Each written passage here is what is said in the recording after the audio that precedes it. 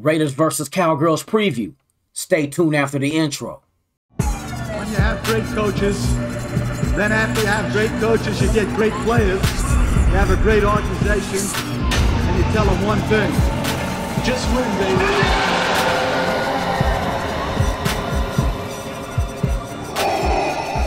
This is Raiders Allegiance with Lunatic Raider. Welcome to the dark side. What is the deal, Raider Nation? Welcome to another episode of Raiders Allegiance with yours truly, Lunatic Raider.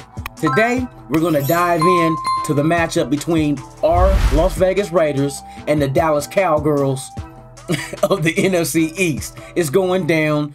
We need to bounce back in this game. Dallas is missing Amari Cooper in the COVID-19 protocol. CeeDee Lamb looks like he might play. He's questionable, so he's going to get out there on the field. How long he stays on the field, it all depends on our defense and how they hit his ass. So with that being said, let's dig in and discuss what we need to do on both sides of the ball and get this victory, man, and snap out of this 3-game losing streak to go ahead and get back in contention for this playoff run. First off, we know Dallas is missing Amari Cooper. He's not playing. CeeDee Lamb, like I stated previous, is questionable, which means he's most likely going to go out there and play. How much he plays, how many snaps he takes, I don't know. We'll see. So our main focus is, and like we've been seeing with these last games that we've been losing, teams are going to run the ball on the Raiders because they feel like that's our weakness. So with that being said, you got Dak Prescott, Elliott, who's going to lead the charge in trying to maintain possession and also eat the clock and go down and get into the red zone and score. We have to stop the run. I keep saying this time again and time again. Stop the damn run. If we stop their run, they're really going to have their backs against the wall because they're limited at the receiver position. Now, I know they say the next man up type shit, but like I say, if the next man was just as good as the first man, then he would be the first man. So we have to take advantage of this shorthanded roster that Dallas has on Thanksgiving of all days on a big stage. We can go into Dallas, thump their ass, we can get back into contention in the AFC run for a playoff. But it's all on the team. It's all on our offense to be able to put scores on the board when you're in the red zone. Not threes. Give us sixes at +1. We need it. Because these not getting touchdowns in the red zone is nerve-wracking, man. It's irritating because we know we can do it. We got tight end Waller, who we can go to.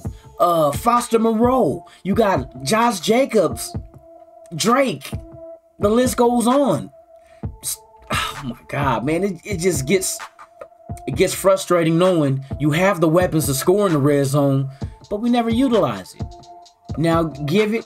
Cora might be going through a slump. I ain't gonna say might. He is going through a slump because the numbers he's been picking up these last games ain't nothing compared to when we came out the gate 3-0. So Cora has to be mentally strong to go ahead and just brush off all this BS that's been going on with the team, and let's put the team in a new light. Let's get away from the negative, get back into the positive of winning. That's all we have to do. Defense, stop the run, keep your eye on Dak, because if nothing's there, he's going to take off and run himself. We know he's mobile. We know he's a threat. So what do you do with threats? You eliminate it. So eliminate Dak Prescott as being a threat, kill the run game with Ezekiel Elliott, and the game we should win. We should win. I didn't say we will win. We should win. That is the recipe for success against the Dallas Cowgirls. Yes, I'm dissing the Cowgirls. We're going to stay dissing them. I don't like the Cowgirls. Never will like the Cowgirls. So, with that being said, Raiders, this is us. We do what we do, and it is what it is. So, what we're going to do now is we're going to go look into the injury report on both teams and see exactly who's in, who's out, and what that means. Here we go with the injury report all the way up through today, Wednesday.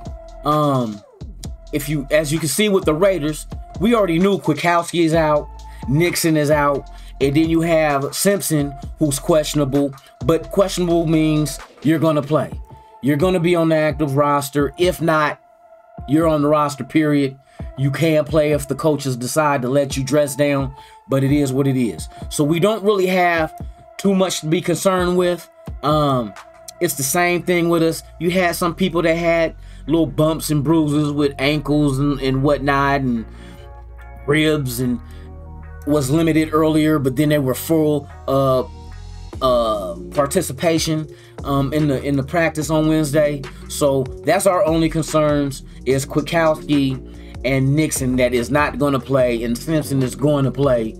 It says questionable, so we know what that means. We look down at Dallas. They have no one out besides Amari Cooper, which that's not listed on the injury report because he's on COVID-19 protocol, so he has to stay away from the team for 2 weeks. The only one questionable that they have, like I said, is CeeDee Lamb with the concussion. But with being questionable, it looks like he's going to go ahead and play, man, because he was limited today in practice. But he was out on the field practicing, even though it was limited. They'll probably check him tomorrow morning, see exactly where he stands with the concussion.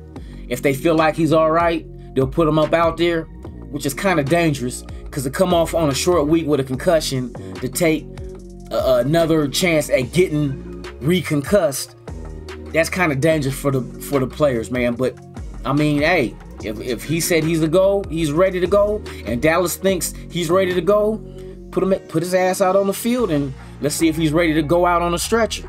Not that I want him to get hurt, but he is coming off of a concussion, man. And we know a lot of head-to-head contact, even though targeting and all that is a rule, it still happens. The game happens so fast, it happens. So, yeah, that's the injury report for the game tomorrow on Thanksgiving in Dallas. So it really doesn't, like I said, the only thing that's seemed that might be a factor is that Amari Cooper ain't playing. But CeeDee Lamb looks like he's going to be out there. So let's go ahead and take a look at what I call 3 the hard way, where I take 3 players, whether it's defensive or offensive side of the ball, that's going to bring keys to victory with them stepping up and playing at a high level. And here we are at 3 the hard way. And yes, you see correctly. My top 3 for 3 the hard way is Derek Carr, Derek Carr, Derek Carr. He has to snap out of this funk. In order for this team to go, he must go. He must produce. He must get all the ghosts and goblins out of his head and get back into what he's known for doing at the beginning of the season. And that's being aggressive. That's shaking the bullshit off his back and targeting his weapons and letting his weapons make big plays. Please use Mr. Jackson. We got him. We got him for a reason. Implement him into the offense to stretch the field so we can get back to doing what we were doing at the beginning of the season when we had Ruggs. We need to stretch the field. Mr. Jackson does that. You got to use Deshaun, man. We got him for a reason. Let's not leave him on the bench to collect dust. That's not what he's here for. He's here to open up everything else. That's why Waller's not hidden. Renfro's not hidden.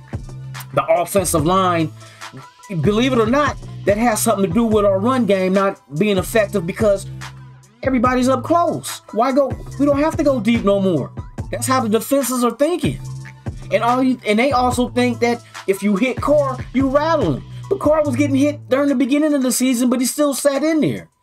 But come on, offensive line. We got to get back to doing what we do. We got to open up these holes for Josh Jacobs and Drake. We have to do what we do. And we got to do it at a high level. Man, enough is enough.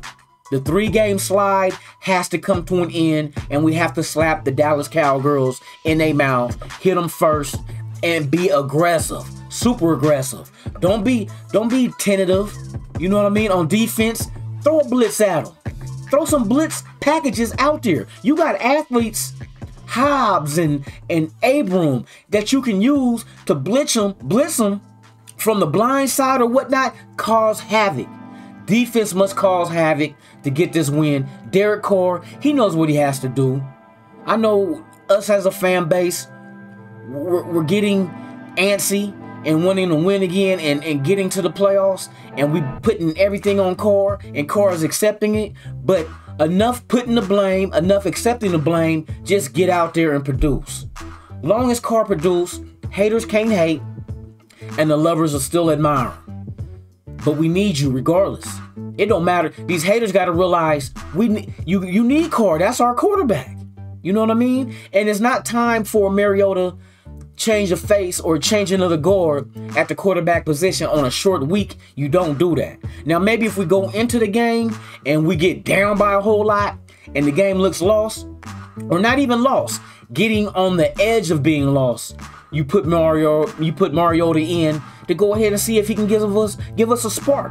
Even if you don't want to put him in full time, throw some packages out there to mix it up. Put Dallas's defense on their heels and keep them guessing. Make it so we can go ahead and execute on offense. That's it. You know what I mean? We just want Carr to produce. So my 3 the hard way, the 3 players that I need to step up to get us into victory is Derek Carr number 1, Derek Carr number 2, and Derek Carr number 3. I'm putting this whole game on Derek Carr's back because either he's going to go ahead and come out as a hero or he's going to be the villain. And we don't want the villain because he's going to get booed. He's going to get booed. All you're going to hear is fans do this. You know what I mean? And gonna ask for his head on a platter. But that's not what we're here for. We need to go ahead and get this win. We need to get back on the winning track of being 6-5 and then continuing on through the last 6 games after this one in the season. Plus it's Thanksgiving. We got to eat that turkey on the big star, man. You know what I mean? We got to be the ones to feast after this game tomorrow, so we can have bragging rights. Even though it's an NFC team, it don't matter, but we want bragging rights and we want to eat that turkey. Well, y'all, that's it for now. But before I let you tiptoe up out of here, I need you to do me some things for me, man. I need you to go ahead and subscribe, hit that like button, and go ahead and knock that notification bell so you can go ahead and get updates of whenever I drop new content. I'm staying on top of it. I got different things going on. As you see, I got a new series that I do that's called Legends of the Shield, which highlights the Raider careers of the greats that once wore the silver and black. It's something I love to do. It's something that we should give to the younger generation of Raider players so they can see our history. Because right now, what they're seeing, this is not good history. But we got some stuff to show you what we come from. You know what I mean? We come from the Lester Hayeses, the Bo Jacksons, the John Maddens. We set trends in the NFL and then in pop culture, period. So to the youngsters out there, I'm going to keep dropping stuff on some older cats that you guys might have heard about but never seen play or even know their history and their background of playing in the NFL for the Raiders, whether they were the Oakland Raiders, the Los Angeles Raiders, or now currently the Las Vegas Raiders. So keep your eyes open for more episodes of Legends of the Shield. I look forward to keep doing that. This is Lunatic Raider. You've been watching Raiders Allegiance, and I'm out.